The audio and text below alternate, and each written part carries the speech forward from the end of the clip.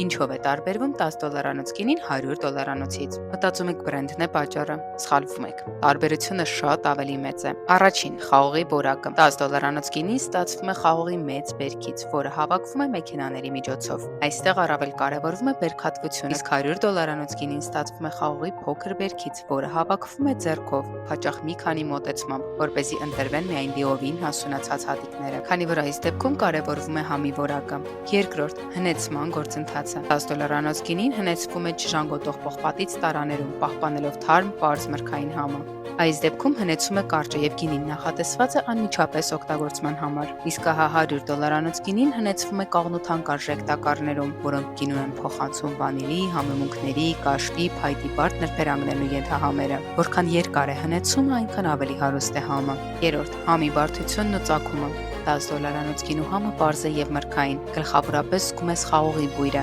իսկ $100 գինու համը փուլային է, ավելի բարդ, միր, քողային երանգներ, կաղնու բույր։ Այս գինիները հաճախ արտադրվում են հայտնի պատմական շրջաններում, որտեղ գործում են որակի խիստ պահանջներ։ Եվ այսօրվա գլխավոր խորհուրդը՝ մի վախեցեք փորձել էժան գինիներ, որովհետև համեղ գինին կարող է նաև մատչելի լինել։